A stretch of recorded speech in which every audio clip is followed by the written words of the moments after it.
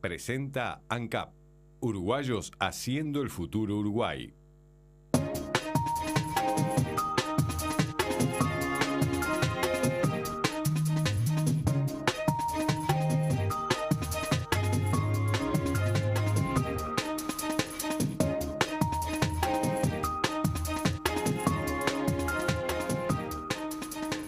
¿Qué tal amigos? ¿Cómo están? Es un gusto saludarlos. Bienvenidos a la edición central de Info TNU. Hola Andrea, buenas noches. ¿Qué tal? Muy buenas noches, buenas tardes. Vamos a los principales títulos de la jornada. En Artigas, más de 1000 evacuados esperan que baje la crecida del río Cuaraim para regresar a sus hogares. Las condiciones meteorológicas en Artigas y Rivera han comenzado a mejorar. El ministro de Economía, Fernando Lorenzo, dijo que el fallo de la Suprema Corte de Justicia sobre Pluna le impactó y causó sorpresa. Si alguien me hubiese advertido sobre esta posibilidad, jamás habría impulsado el proyecto, aseguró el ministro de Economía. El Ministerio de Salud Pública suspendió la comercialización de medicamentos que contienen Flufomedil en nuestro país. El nombre del medicamento se conoce como Terdam. Continúa llegando la ayuda humanitaria a Filipinas para ayudar a millones de damnificados. Informe de nuestro corresponsal en la isla Cebú, Pablo Monsalvo. Televisión Nacional de Uruguay transmitirá para todo el país mañana el partido entre Uruguay y Jordania. En tanto, el técnico Oscar Washington Tavares confirmó hoy el equipo celeste. En la mirada internacional, Álvaro Padrón analiza los recientes viajes del presidente José Mujica a Brasil y Venezuela.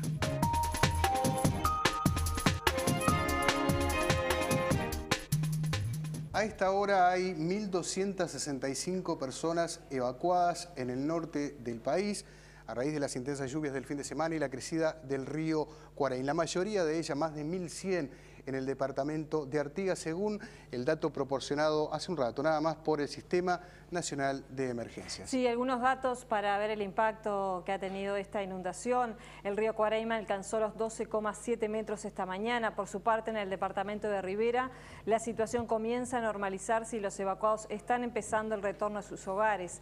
La atención se traslada ahora al litoral oeste, ya que las autoridades de la represa de Salto Grande estiman que la crecida en el puerto de esa ciudad va a alcanzar los 11,5 metros en el día de hoy. Sí, porque esa es la altura que generan los primeros afectados por la crecida del río, tanto en Salto como en Paysandú. El Sistema Nacional de Emergencia informó que la situación está controlada y continúa permanentemente monitoreada.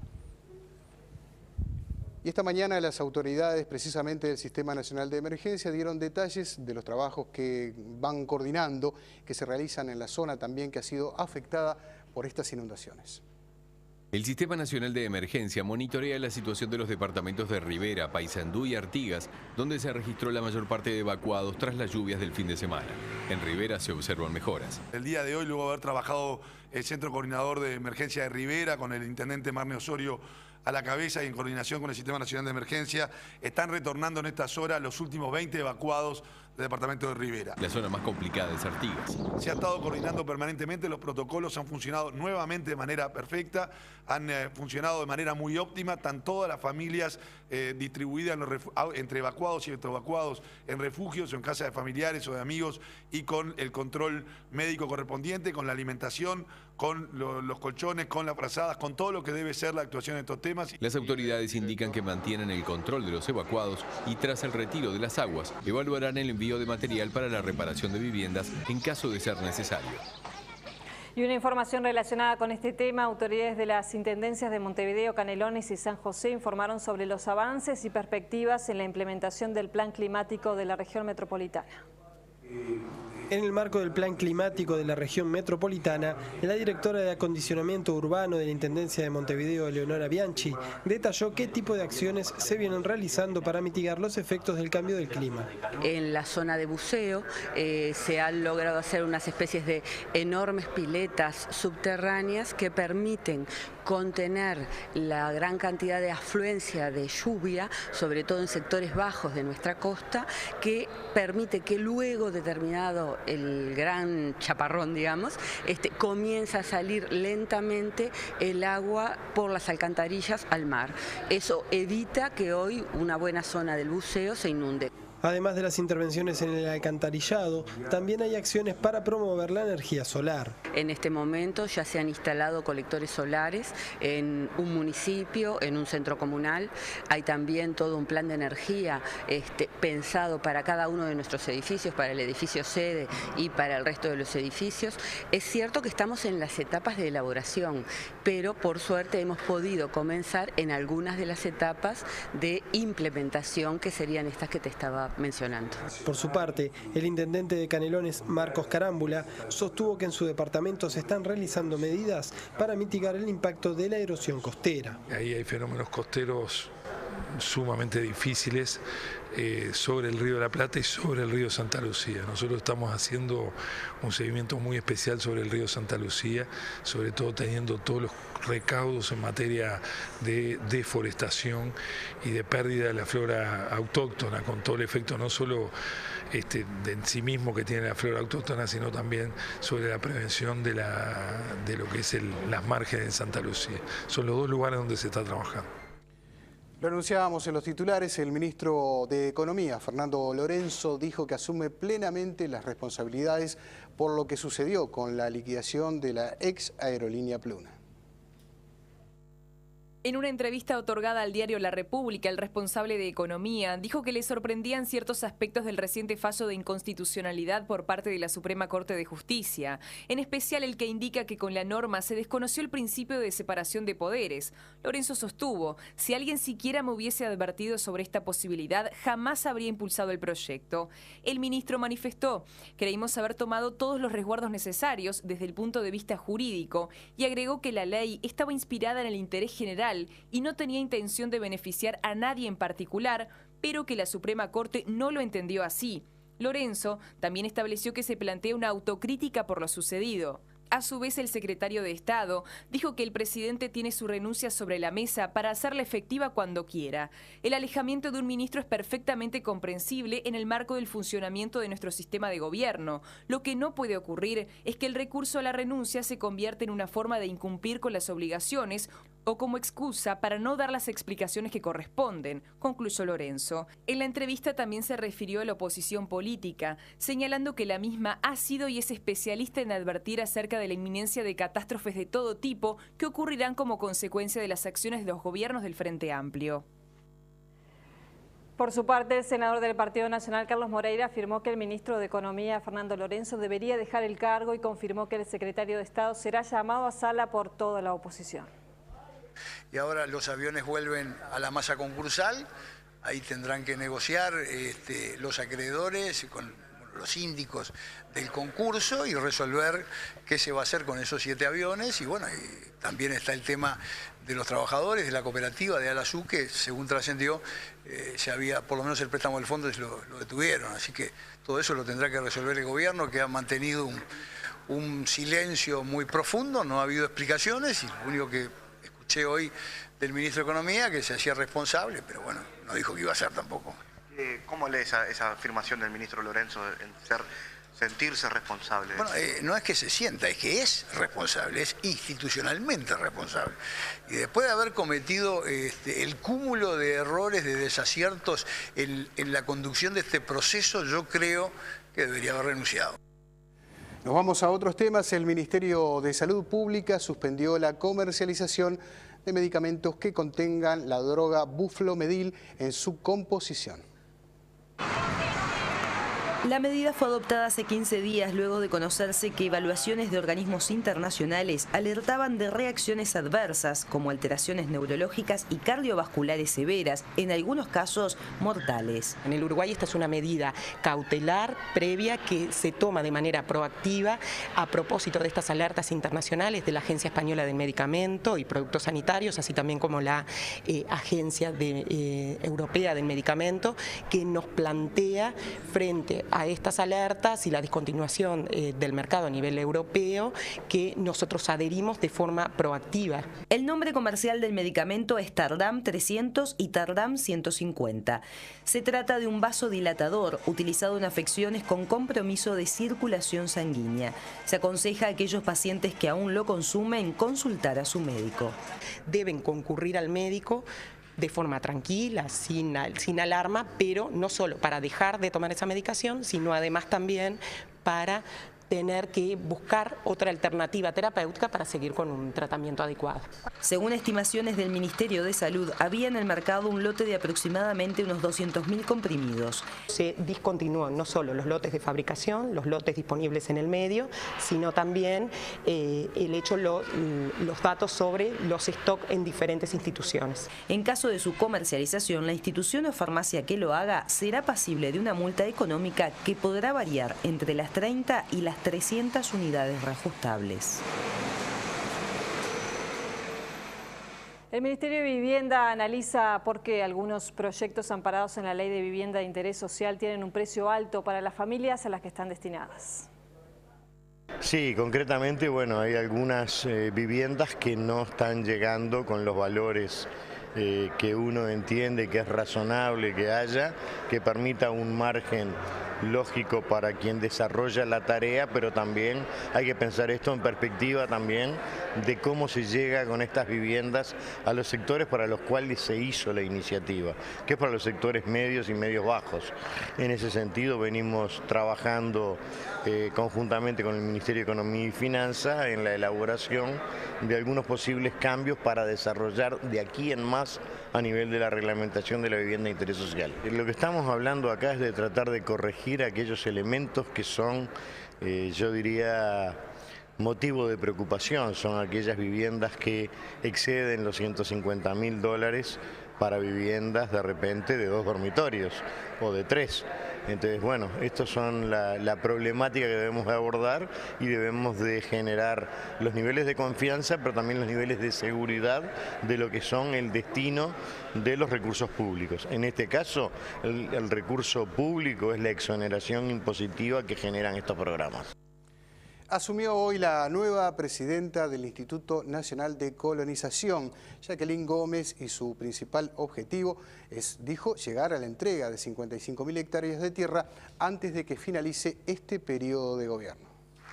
Jacqueline Gómez se desempeñó como asesora de desarrollo rural del Ministerio de Ganadería. Además, fue subdirectora del proyecto Uruguay Rural y es miembro de la Comisión Nacional Honoraria de MEVIL. En un sencillo acto, asumió la titularidad del Instituto de Colonización. Llegar a la meta de las 55.000 hectáreas, que en realidad eso es una cosa que, eso también siempre está condicionado por los recursos disponibles, ¿no? Y creo que una de las herramientas que el ministro incluso hizo referencia es la creación del fideicomiso, que permite el canalizar ahorros del pueblo uruguayo en una inversión que es una inversión en tierra, que también es capitalizar los bienes del propio Estado, ¿no? La ingeniera agrónoma indicó que continuará con la política del director anterior y profundizará en la ayuda a los pequeños productores jóvenes y la interacción con distintos organismos públicos y privados. El Poder Ejecutivo envió hoy al Parlamento un proyecto de ley que establece la prohibición de comprar tierras con finalidad de explotación agropecuaria en todo el territorio a empresas extranjeras o aquellas instaladas en Uruguay en las que participa un Estado extranjero. La sesión de delegados de Argentina, Brasil, Ecuador y nuestro país se llevó a cabo en Maldonado el Foro Regional de Municipios. El informe es de Daniela Mesón. Uno de los principales objetivos del foro fue aportar nuevas herramientas para el fortalecimiento del proceso de descentralización. El objetivo es debatir entre todos, a propuesta de Maldonado, sobre descentralización, los avances que hemos tenido en estos 3 años del proceso nuestro de descentralización y municipios, hablar de participación ciudadana, de inclusión social y distribución de la riqueza. El gobernador de Río Grande do Sur, Tarso Genro, centró su discurso en cómo se genera la riqueza, en cómo se distribuye y señaló la importancia del presupuesto participativo. Esta propuesta es una propuesta de transformar el cotidiano en un cotidiano político, en un cotidiano histórico de decisión a partir de las bases sobre los representantes del Estado.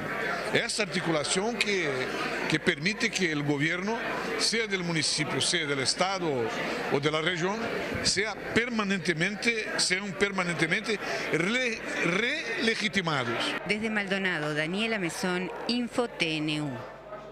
El precandidato nacionalista Luis Lacalle Pou presentó 10 propuestas para actualizar la política de relaciones bilaterales con la República Argentina. Las propuestas consisten en retomar las negociaciones profesionales en detrimento de la diplomacia presidencial, fortalecer la embajada en la República Argentina y el rol negociador de la Dirección General de Integración y Mercosur. Además, proponen designar al frente de la CARP y la CARU embajadores con dedicación exclusiva a esa función. Despresidencializar las relaciones diplomáticas. Para algo está Cancillería. Hemos tenido con Argentina, que no se sabe si es Mujica con el embajador uruguayo en Argentina, si se deja de lado Almagro, si Almagro participa.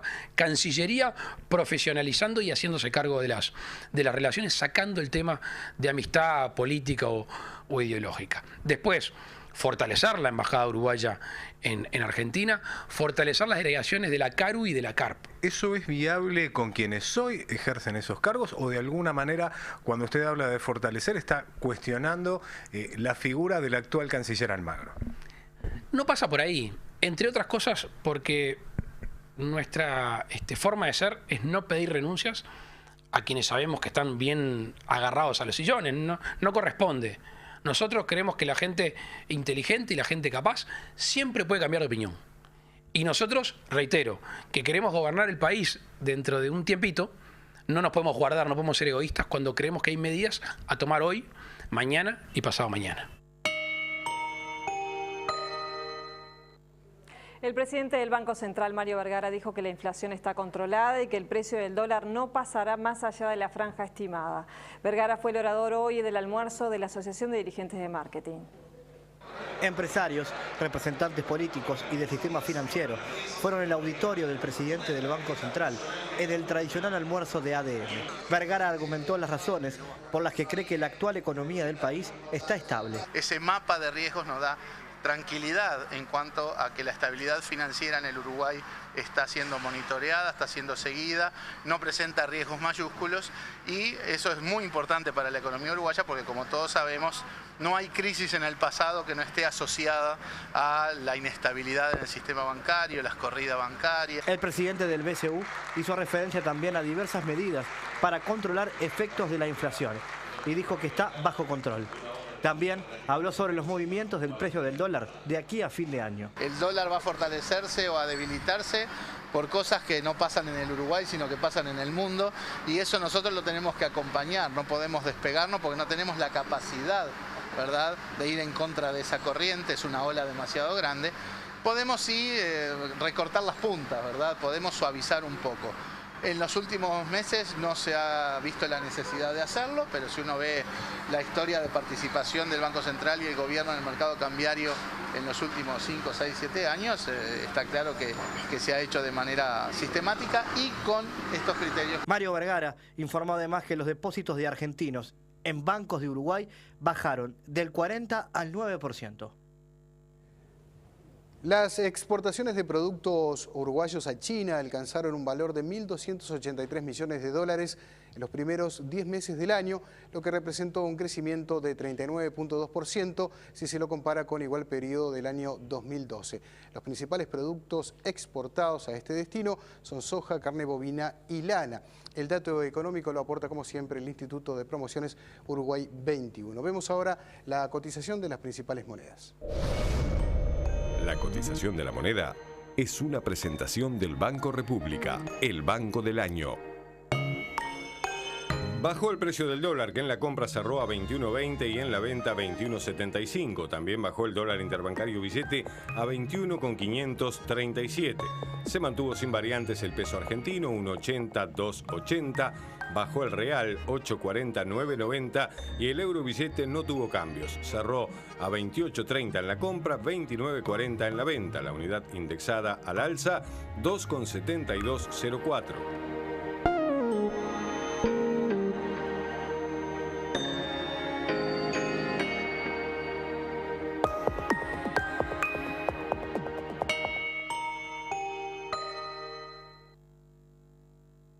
Comprá tus entradas para espectáculos en ticantel.com.uy. Antel, avanzamos juntos.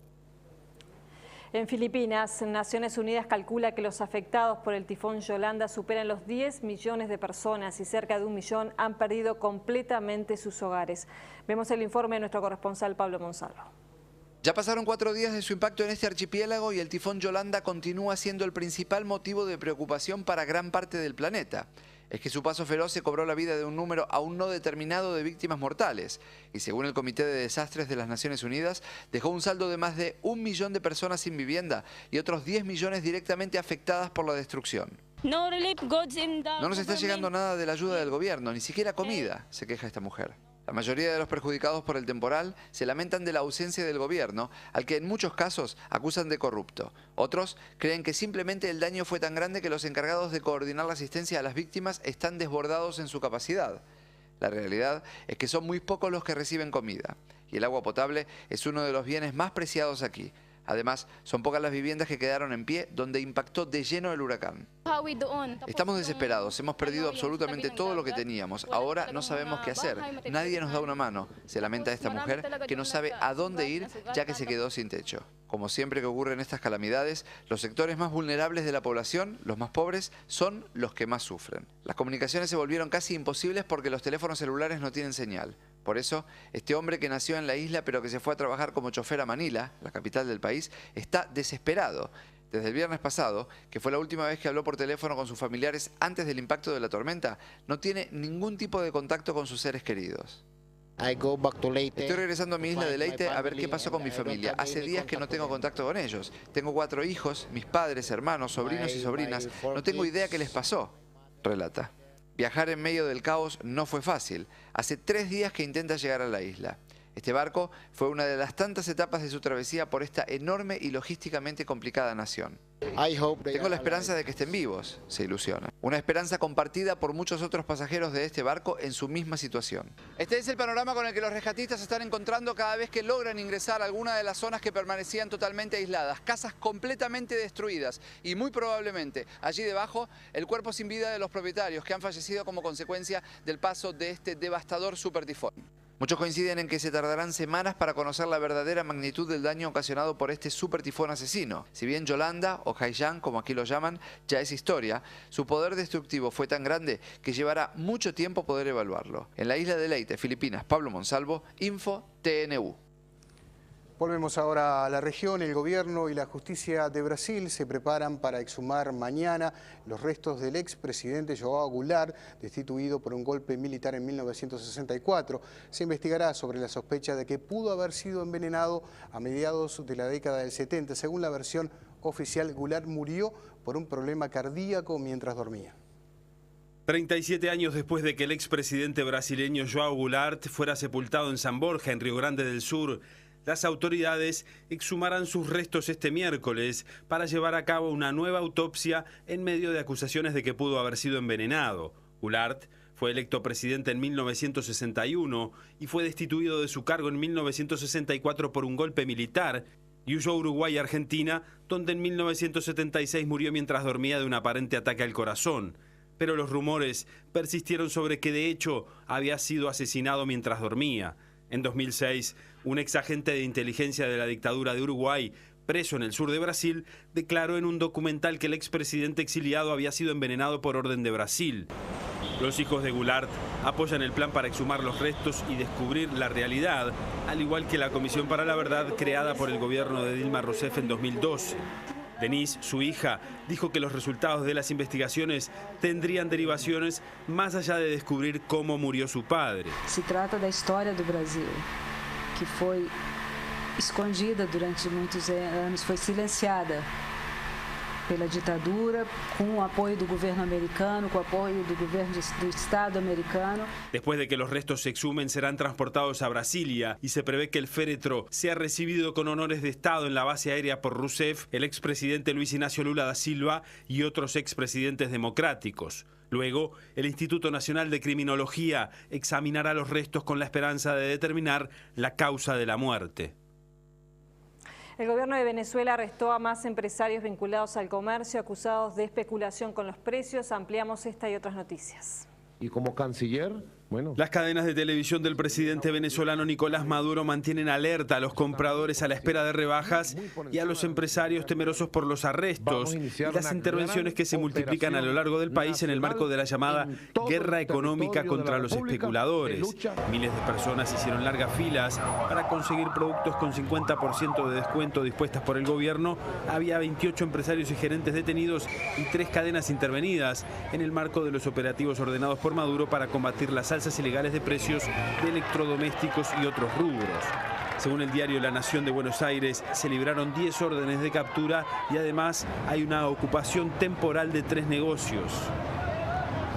La coalición nacional siria opositora al gobierno de Bashar al-Assad ha nombrado un gabinete con 9 miembros, formando un gobierno interino a cargo del territorio controlado por los rebeldes en Siria.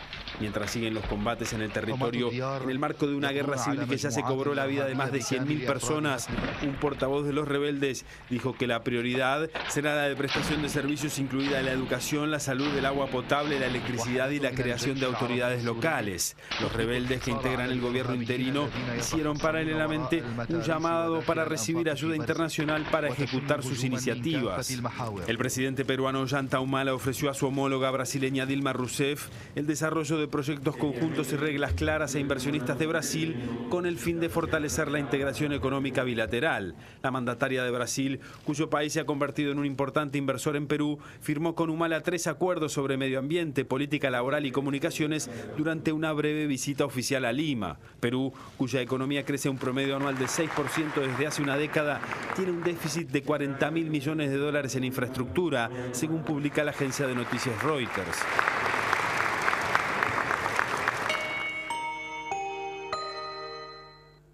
Buenas noches para todos. Mañana juega la selección uruguaya, por eso es que se empieza a quedar con los minutos en todos los informativos, la selección de Tavares en esta última etapa de cara al Mundial de Brasil 2014. Y ustedes, el partido es a las 13 horas, al mediodía, ustedes lo va a poder seguir por televisión nacional, por televisión abierta para todo el país. Ese es el lujo, el privilegio, la oportunidad que tiene mucha gente que no cuenta con el cable de seguir el partido. El más importante para el Mundial de Brasil, el que queda, el último repechaje frente a Jordania, por televisión nacional mañana al mediodía. Vamos a arrancar con el análisis y primero escuchando al técnico en la última conferencia en Jordania confirmando al equipo titular.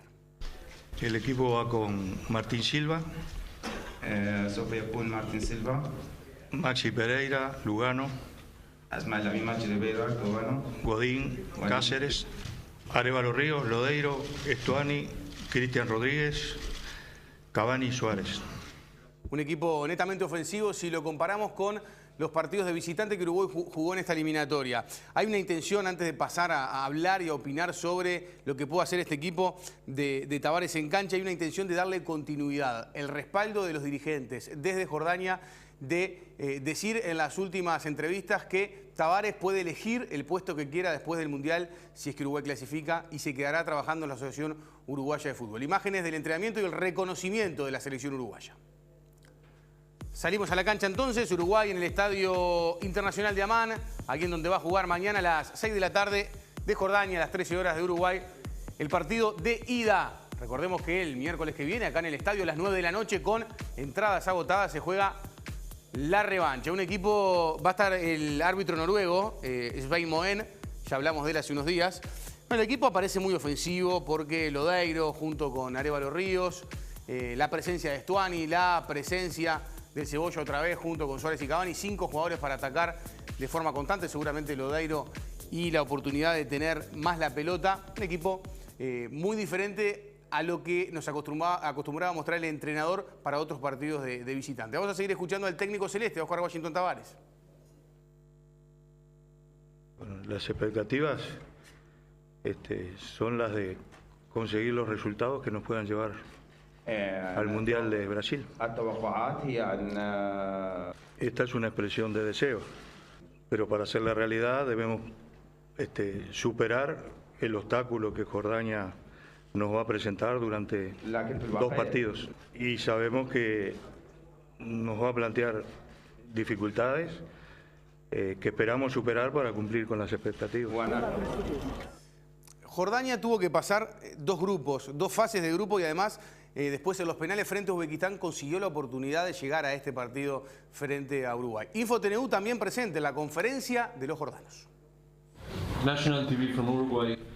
Preguntado en conferencia de prensa por InfoTNU sobre si lo que motiva a la selección jordana es la posibilidad de seguir haciendo lo increíble, el técnico jordano Hussam Hassan contestó: en los papeles hay diferencias importantes entre los equipos, pero en el campo de juego son 11 contra 11 y depende del rendimiento y la determinación de los jugadores.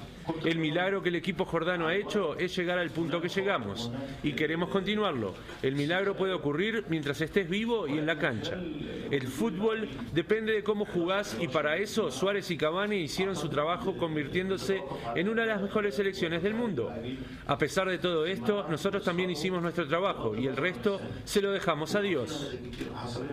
El trabajo de Quique Kierszenbaum, que estuvo durante toda la semana y que va a tener además, y vamos a tener a partir de él en Jordania, también en Israel, en la previa, todas las repercusiones de lo que pase en el partido. Tenemos que hablar del Cebolla Rodríguez, que se perdió el Mundial de Sudáfrica, jugó el partido con Argentina, terminó expulsado, le dieron 4 fechas y por eso no jugó el repechaje y tampoco jugó el Mundial. No lo tuvo en cuenta Tavares porque eran 3 partidos del grupo y no lo quiso llevar. Bueno, para él es un partido y es una oportunidad muy importante. En el barrio había varios que jugaban de novela. Jugar un mundial para el futbolista uruguayo parte de un sueño. Y Cristian, que no lo pudo vivir en Sudáfrica, siente este repechaje como nadie. Que sí, que las ganas son muchas, se me eriza la piel, pero bueno, las ganas son muchísimas y bueno, ya quiero estar en el mundial. La esperanza sola para el entorno provoca un contagio de ansiedades y entusiasmos. Acá en la conferencia uno por ahí se conecta a hablar con la familia, son mucha gente espera cosas de nosotros. Uno por ahí viaja por las cosas que uno le cuenta, por la ansiedad de mucha gente. Sobre el rival, el Cebolla dice: Jordania, lo que vimos por video. En la charla, porque bueno, en sí Jordania no es una selección muy conocida, pero bueno, por algo está acá, yo creo que nadie se lo regaló y fácil no va a ser. Cavani se puede dar el lujo de decir que fue el único, o que es el único de la selección uruguaya que le hizo un gol a Jordania. No el único que jugó en aquella sub-20 en Canadá, dirigidas por Gustavo Ferrín, que Uruguay terminó ganando 1-0. Habla Edinson Cavani. La cosa más importante es el objetivo y para nosotros el objetivo es llegar al Mundial. Más allá del rival, el objetivo como punto y como centro, y a partir de ahí restan las preguntas sobre favoritismos y diferencias.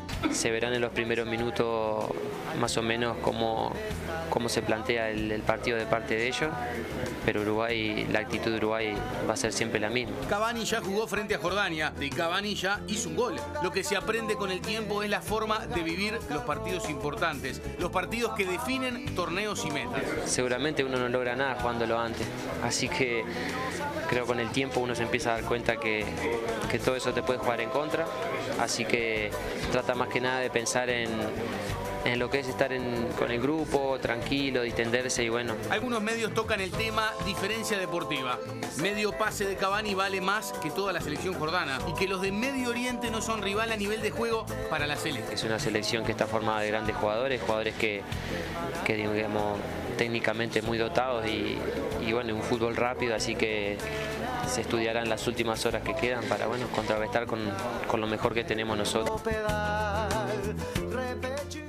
Qué cuadrito tenía aquella sub-20. Suárez y Cavani, el pelado Cáceres que enfrentaron a los jordanos, eran la dupla Suárez y Cavani de ataque. Hubo que buscar la forma de hablar con la Federación de Jordania y conseguir más entradas, porque 800 personas llegan desde Israel. Nos vamos con más datos de la selección jordana, del equipo que enfrenta a Uruguay mañana a las 13 horas y que usted lo puede ver por Televisión Nacional en vivo. Mirá.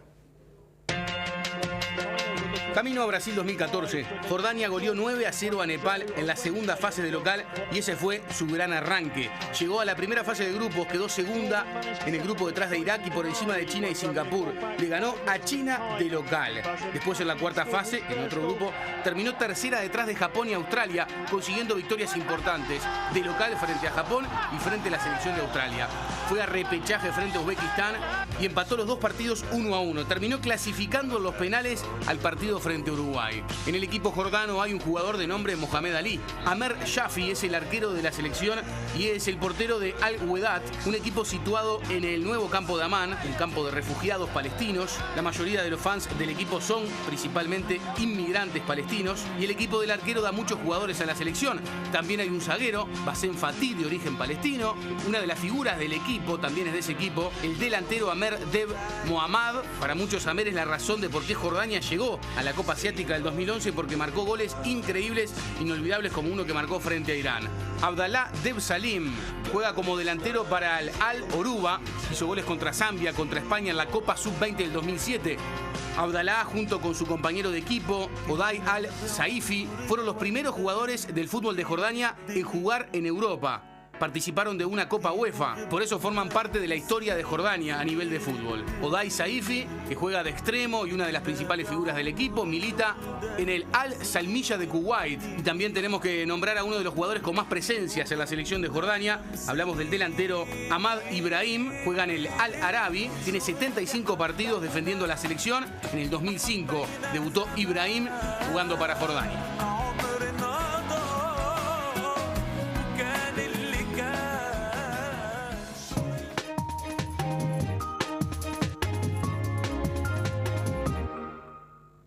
Con mucho gusto recibimos en este espacio al analista Álvaro Padrón. ¿Cómo te va, Álvaro? ¿Cómo estás? Muy bien, muy bien. Un gusto recibirte por acá. Igual para mí. El presidente de la República ha hecho 2 viajes en relámpagos. En realidad, uno de ellos todavía está en curso. Recién este mediodía llegó a Caracas acompañado de una pequeña delegación. Pero el domingo tuvo un viaje relámpago a Brasil. ¿Fue a visitar a Dilma Rousseff o fue una visita, digamos, al gobierno brasilero? Bueno, es difícil interpretar porque en realidad la forma fue muy distinto de lo tradicional. En verdad, visitar la región ya empieza a ser algo que uno podría decir es casi política interior y no política exterior. Creo que nos tenemos que acostumbrar a que nuestro país tiene una frecuencia y una intensidad en las relaciones regionales que uno ya deja de pensar como política exterior.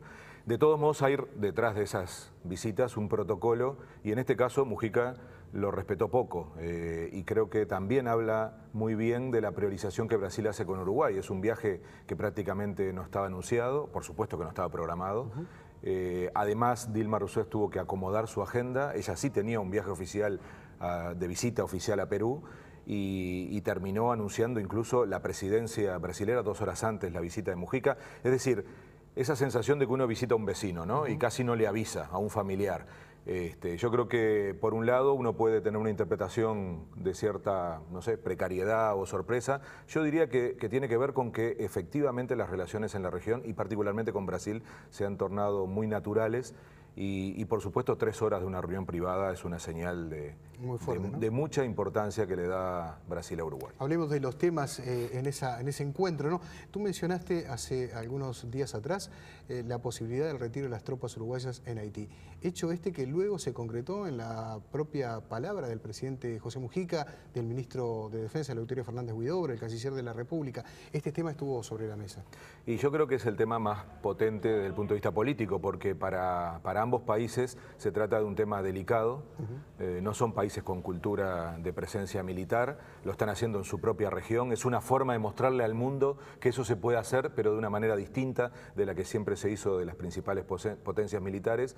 Y además hay un dato de la realidad. Brasil es el país que ocupa el primer lugar en Haití con respecto a la cantidad de tropas y Uruguay el segundo. O sea que aquí la simetría es más relativa y es lógico que estos 2 países que son socios en la región también lo sean en una iniciativa de ese estilo. Esa fue la agenda más política. En realidad nosotros tuvimos el anticipo de esta agenda con la visita del canciller hace menos de un mes y esta visita venía como a sellar políticamente, a darle el salto, digamos, de jerarquía más político a muchos de esos acuerdos. Entonces, por un lado teníamos los temas tradicionales de la agenda bilateral de Brasil, incluso anticipada con una visita la semana pasada de Tarso Genro, que es el gobernador de Río Grande do Sur. Entonces, los temas limítrofes de energía están muy fuertes en esa agenda, y los 2 temas más políticos, Haití como tema excluyente y con algo que para Mujica es muy importante consultar a la región, es un tema también de política nacional, claro. O sea, es un tema delicado en Uruguay, pero que tiene que ser consultado en la región, porque al final es una acción que se está haciendo con otros países. Y el segundo tema político es la situación con relación a la cumbre de Mercosur, consultar sobre una eventual suspensión o postergación, y esto estaba muy relacionado con que Mujica visitaba en menos de 2 días, inmediatamente después, a Venezuela. Uno de los temas vinculados también con la negociación de la Unión Europea-Mercosur, que también lo hablamos hace poco tiempo atrás y que tú dijiste que seguramente se va a hacer un impulso en esta locomotora que conduce el gobierno brasileño de alguna manera.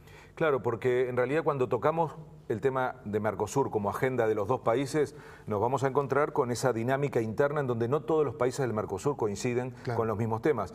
Es un buen caso el de la Unión Europea porque ahí es especial esta sensación de distintos intereses, en donde claramente a partir de que Brasil, sobre todo sectores muy reticentes al acuerdo con la Unión Europea, el sector industrial, acaba de levantar esas restricciones y empieza a estimular más al gobierno a que se avance en ese acuerdo, inmediatamente encuentra sintonía en Uruguay, que siempre ha planteado ese enfoque, resistencia en Argentina, Venezuela que dice, bueno, para nosotros no queremos ser un obstáculo, por lo tanto habilita que se pueda hacer el acuerdo aún sin Venezuela, y eso tiene que ver con que Venezuela todavía tampoco tiene un ingreso pleno en términos técnicos en el Mercosur. Yo diría que la luz verde de Brasil habilita que ese acuerdo esté más cerca que nunca, lo cual no quiere decir que no tenga problemas. Yo creo que nos hemos acostumbrado mucho a pensar que cualquier acuerdo es bueno.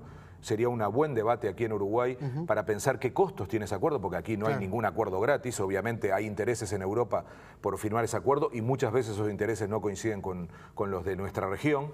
Pero lo cierto es que hoy es mucho más viable y gran parte de estas conversaciones con Brasil giran en torno a que ambos impulsen ese acuerdo y encontrar una solución para no necesariamente tener que hacerlo a la misma velocidad los 4 o 5 socios del Mercosur. Y el presidente el domingo se subió nuevamente al avión, regresó a Montevideo, estuvo el lunes aquí y en la madrugada de este martes partió rumbo a Caracas.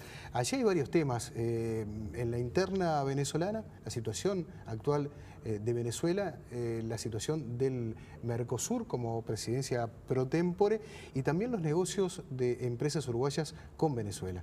Sí, es un paquete complejo y en realidad uno tiene que observar a un presidente como Mujica, que tiene una gran capacidad de comunicación, que no fue por casualidad que menciona que extraña a Chávez, pero al mismo tiempo va y respalda a Maduro en un momento muy delicado en Venezuela, que yo creo que hay que tener en cuenta. Ustedes lo pasaban hace minutos en la información de política exterior.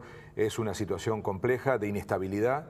Primer lugar económica, pero hay también inestabilidad social y política. Hay que tener en cuenta que hay elecciones municipales el 8 de diciembre. Y yo diría que la inestabilidad económica es la que está pautando ese clima y por lo tanto también afecta las relaciones con los demás países, particularmente con los del Mercosur. Es una inestabilidad económica que el gobierno venezolano caracteriza incluso como un cierto boicot empresarial.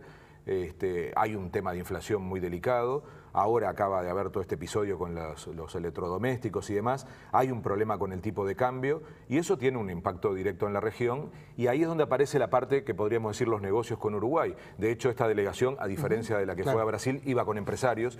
Yo diría que no es que hay problemas con los negocios, hay problemas con el cobro o el pago, porque hay problemas de liquidez en Venezuela y eso está afectando directamente a un sector empresarial que además ha visto en Venezuela como una gran oportunidad. Hoy Venezuela es el 4º cliente en exportaciones de Uruguay, ha triplicado desde el 2002 en adelante las importaciones desde Uruguay, entonces para nosotros no es un dato irrelevante, importa. En todo ese contexto se tiene que ver también una relación política en donde claramente Mujica intenta dar una señal de apoyo, de respaldo, de confianza a la estabilidad democrática en Venezuela, a su integración al Mercosur, que tiene problemas, obviamente.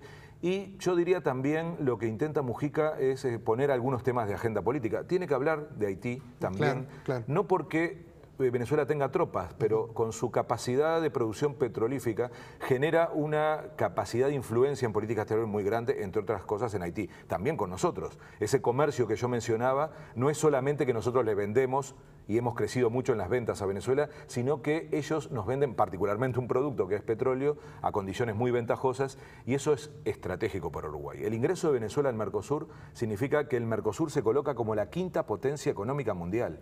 Y al mismo tiempo, esto que decía, para Uruguay en particular es extremadamente complementario esa economía. Casi no competimos con Venezuela en ningún producto, somos muy complementarios, ellos nos venden un producto que es indispensable para nosotros y nosotros productos que hacen muy bien a la economía uruguaya. pero después hay problemas. Y los problemas derivan en que el ingreso de Venezuela al Mercosur, en primer lugar, trae heredado el problema con Paraguay, que está todavía no definitivamente resuelto. Por otro lado, los venezolanos tienen poca experiencia y poco conocimiento de cómo funciona el Mercosur y hace mucho ruido. Esto no se dice públicamente, pero es así. Y no nos olvidemos que tienen la presidencia pro tempore del Mercosur. Claro. Por eso el tema político, tanto con Dilma como con Chávez, con el presidente Maduro, tiene que ver con cómo manejan la cumbre del Mercosur, que es una cumbre muy delicada, en un momento político, económico y social delicado en Venezuela, y que el Mercosur no precisa otro problema. Por eso se habla de una posible postergación, seguramente para enero, quizá febrero. Claro, porque además, y esto tiene que ver precisamente con lo que anunciaba ayer la Casa Rosada, es que la presidenta argentina no está en condiciones de subirse a un avión hasta mediados, por lo menos, del mes de diciembre. Esta cumbre estaba prevista aproximadamente para el 12 de diciembre. Ese es un tema que no es menor. Y en el fondo, otra vez, está el tema Argentina. En el fondo está Argentina. Yo diría que la situación de salud de la presidenta Cristina Fernández empieza a revelarse más delicado de lo que uno imaginaba. Y yo creo que esto habría que ir pensando en un escenario de no solución tan inmediata, por lo tanto de un cambio de interlocución política. Y acá tenemos un primer efecto que yo relativizaría, porque creo que hay muchas razones para una postergación y que le haría bien a todo el esquema una postergación de la cumbre del Mercosur, más tiempo, tampoco es tan dramático que tenga que hacerse en esa fecha. Y el factor Argentina en estas dos visitas yo creo que para los uruguayos tiene que ver con dar la imagen de que no estamos solos. Si Mujica logra tan rápidamente una reunión de 3 horas prácticamente personal con la presidenta de Brasil, una visita como la que está en Venezuela con Maduro, estamos hablando de los dos países más importantes del Mercosur junto con Argentina. La imagen es, bueno, esto sigue funcionando, Uruguay no está aislado, no está solo, y esto tiene que ver con el crédito de Mujica. Mujica tiene un enorme crédito en política internacional y en política regional en particular. En política internacional lo vimos todos en las Naciones Unidas, Mujica hizo un despliegue fabuloso de relaciones a todo nivel geográfico y de sectores de la sociedad mundial. Y a nivel regional está demostrándolo con estas dos interlocuciones muy privilegiadas, que es una señal también para la región y particularmente para Argentina, de que aquí Uruguay no está solo. Creo que los que dicen además que la diplomacia presidencial como que desplaza a la diplomacia profesional, yo creo que es una falsa contradicción. Es muy bueno que un presidente tenga esa capacidad de interlocución, que levante el teléfono, que tome iniciativas, que tenga ese liderazgo. Tiene que estar acompañado de una diplomacia profesional, entre comillas, no me gusta mucho el término, una cancillería, pero también un conjunto de actores de la sociedad y de otros ministerios que hagan política exterior. Y yo creo que hoy estamos demostrando eso, que Uruguay tiene el teléfono abierto y que le permite entonces sortear mejor momentos delicados como el que está viviendo con Argentina. Álvaro, seguiremos analizando estas señales que tú mencionas. Muchas gracias por estar con nosotros. Seguimos con más Info TNU.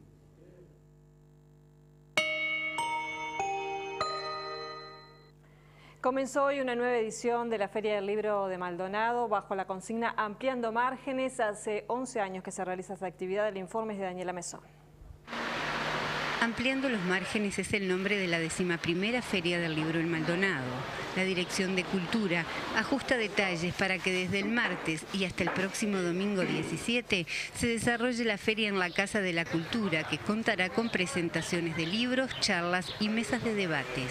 Más de 35 expositores locales, nacionales y extranjeros dan cuenta de una vasta variedad en la agenda con una apuesta a diferentes públicos. Bueno, es una feria que se viene afirmando año a año, la 11ª edición. Podemos decir que es de verdad una feria internacional, porque además de las 80 actividades, a lo largo de los días del martes a domingo, para todo público, tenemos una grilla de invitados extranjeros. Por otra parte, este año se incorpora una apuesta itinerante con los diferentes escritores, llamada La Feria Se Va de Viaje. Consiste en actividades que salen de la Casa de la Cultura, escritores que vienen a la feria, pero que van a participar en lecturas, presentaciones y diálogos con sus lectores en centros educativos del departamento, en varios centros educativos del departamento. En el CERP del Este, por ejemplo, la presencia internacional va a estar allí en jornadas del viernes de tarde. Es una propuesta nueva, digamos, como manera de atraer a públicos distintos y que la propuesta de invitados de la feria no quede encerrada en las 4 paredes de la Casa de la Cultura. Desde Maldonado, Daniela Mesón, Info TNU. Vemos ahora el pronóstico del tiempo de Nubes Cisneros. Mañana tendremos un comienzo de jornada fresca, con nieblas y neblinas aisladas. Evolucionando de cálida a calurosa en la tarde, habrá importantes periodos de sol, mientras que la noche presentará temperaturas agradables con cielo despejado. El jueves se inicia fresco, todavía con nieblas y neblinas aisladas, principalmente en la zona este. En la tarde, los persistentes vientos del sector norte generan condiciones calurosas. Habrá progresivo aumento de nubosidad de humedad, desmejorando en la noche por el suroeste. En capital y zona metropolitana se espera una mañana fresca con escasa nubosidad, evolucionando de cálido en la tarde con importantes periodos de sol. En los próximos días continuará fresco a templado en la mañana, en tanto la tarde estará cálida calurosa. Habrá aumento de nubosidad, desmejorando en la madrugada del viernes, con rápido pasaje de lluvias y tormentas aisladas y posterior descenso de temperatura.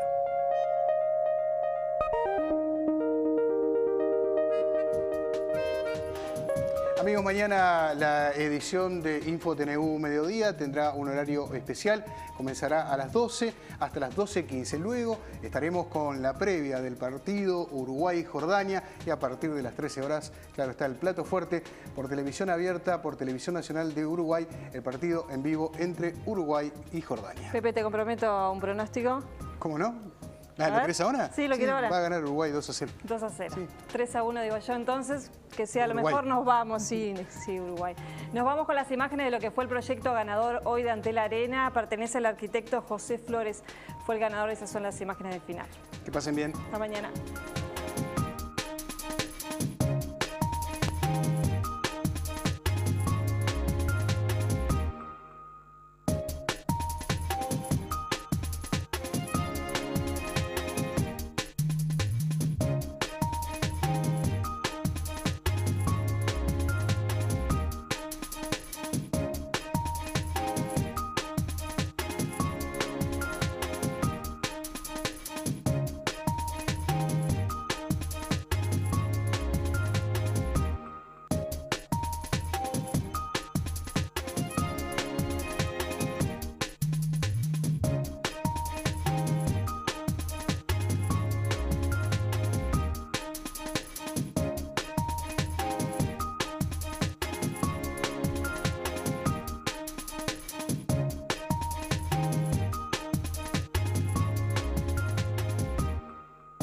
Presentó ANCAP, Uruguayos haciendo el futuro Uruguay.